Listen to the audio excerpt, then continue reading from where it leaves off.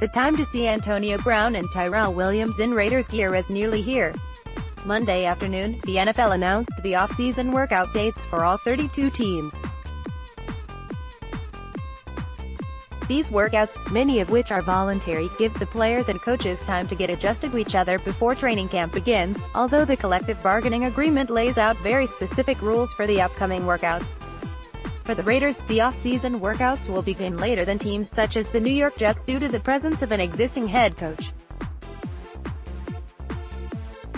While the Jets, Dolphins, and Packers all can begin their workouts on April 1st after hiring a new head coach, the Raiders and teams with existing leaders will actually start the program on April 15th.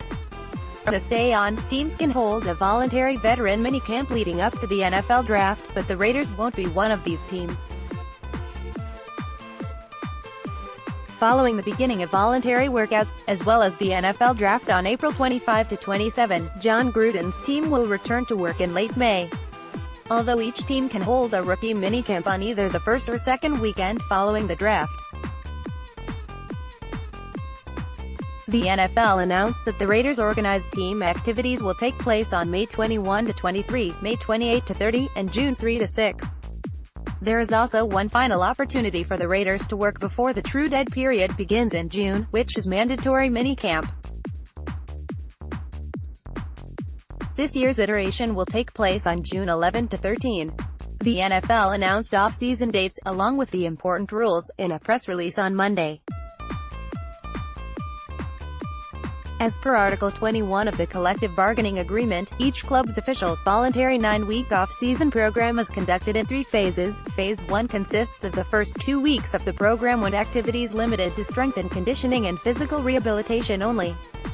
Phase 2 consists of the next 3 weeks of the program. On-field workouts may include individual player instruction and drills as well as team practice conducted on a separate basis. No live contact or team offense versus team defense drills are permitted. Phase 3 consists of the next 4 weeks of the program.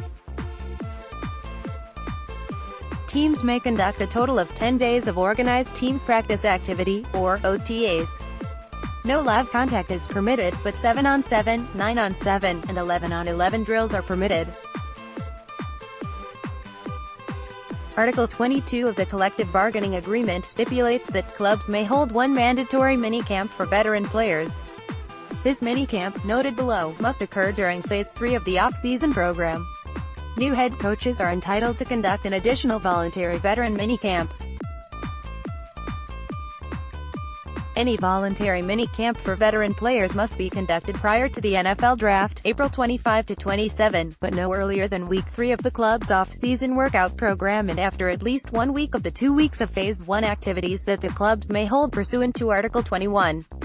This year, 8 clubs will hold voluntary veteran minicamps, as noted below.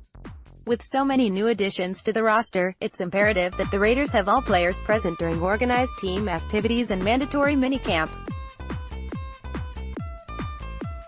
Vontaze Burfict, Antonio Brown, Tyrell Williams, and many other potential starters don't have a familiarity with the Raiders' schemes, and getting a head start will be crucial to later success.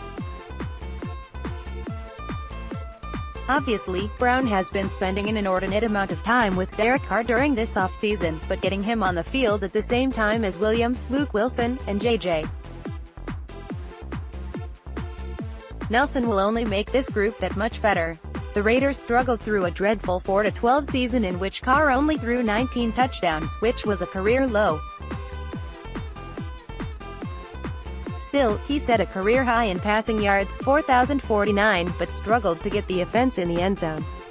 The defense, on the other hand, will be incorporating many new starters into Paul Guenther's group, including Burfict, LaMarcus Joyner, Josh Morrow, and Brandon Marshall.